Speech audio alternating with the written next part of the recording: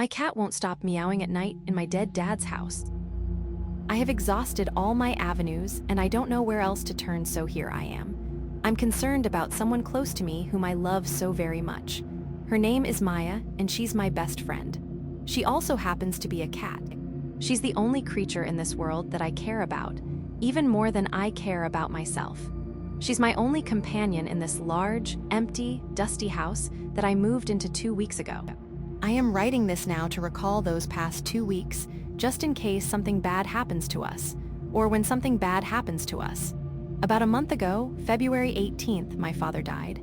It was a relief, to be honest, speaking in retrospect at least. He was a selfish man, and one who believed that investing in your strongest asset is the best. That's why he left our family property to my little brother, and his prized Ford F-150, and his boat, and even Mom's old minivan. Our youngest brother inherited Dad's backup Jeep, which he promptly drove off to live the hippie druggy life out somewhere in California. And I inherited the responsibility to plan and execute his wake, funeral, and obituary. And somehow, the responsibility of tracking down our druggy youngest brother from some coke house and nursing him back to sober enough to function at aforementioned wake and funeral. My younger brother already had his own home with a wife and a baby on the way, so he wasn't interested in Dad's old house. So it's passed on to me, the black sheep of the family. After all the hoopla of the burial and handing out of assets, here I sit, almost alone. At least I have Maya. But, as mentioned in the title, she's been acting strange since we got here. I know cats take a while to get accustomed to a new space, but even after I first got her and she moved into my old apartment, she didn't act like this. Maya has been meowing a lot. She was always vocal, begging for food or the laser pointer whenever she felt playful. But this had been different. She's been meowing at nothing, constantly, to the point where her voice gets croaky and hoarse. What's been particularly frustrating is when she does it at night, wandering through the halls as I try to sleep. Even tripling my sleep medication hasn't stopped me from being awakened by her cries. And when her cries turn to moans, almost a croaky groan in her throat that sent a shiver down my spine every single time. It scares the shit out of me. I call out to her, beckoning her to come back to bed, or praise her for collecting a toy if I suspect that's the cause of her howling. It never is, though.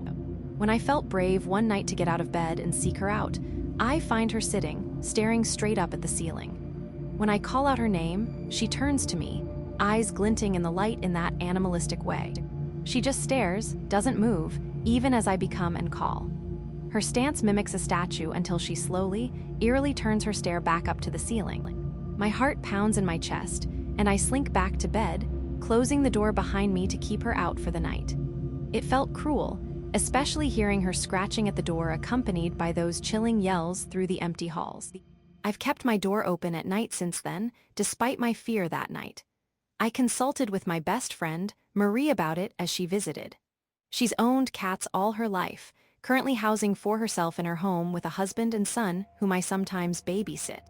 They're the ideal, picture-perfect life I wish I could have, and she's the ideal best friend I've ever had. Marie advised food and treats to coax her to come to bed with me, as she often used to in my old apartment. Pavloving my cat, essentially. I felt admittedly dumbfounded at myself, not thinking of such an obvious idea. I'll blame my growing anxiety in retrospect. But yes, classical conditioning. That seemed easy enough. She also advised to remove any catnip-infused toys that she had, which I did promptly with Marie's help. With a hug and wishes of love and good luck, I wished her goodbye. That was yesterday. I'm currently sitting in my bed, typing this out at 4 a.m. after being awoken by Maya's cries yet again. I'll probably edit this later and post it during daylight hours. Despite all the measures I'd taken. Yes, I know I am probably being paranoid. Maya did follow me to bed, coaxed by the treats as advised. When the sleep meds hit my brain, she was still snuggled up in the crook of my curled legs, her head resting on my knee beneath her paws. It was peaceful for the first time in this house. That's probably why I'm so freaked out right now, wrapped in anxiety as tightly as I am wrapped in my blanket. If anyone has any advice, I'd greatly appreciate it. I've only owned Maya for about 4 years now and grew up with nothing more than a toad. I've exhausted all my other avenues, Google and Reddit have no good, scientific answers. I have an appointment for the vet in a week, even though the phone call with her seemed oddly intent on ensuring me that Maya is getting used to her new space. I care about her a lot, as previously mentioned, she's my closest companion. I want to make sure she's okay, that we're both okay. Thanks in advance. Jasper.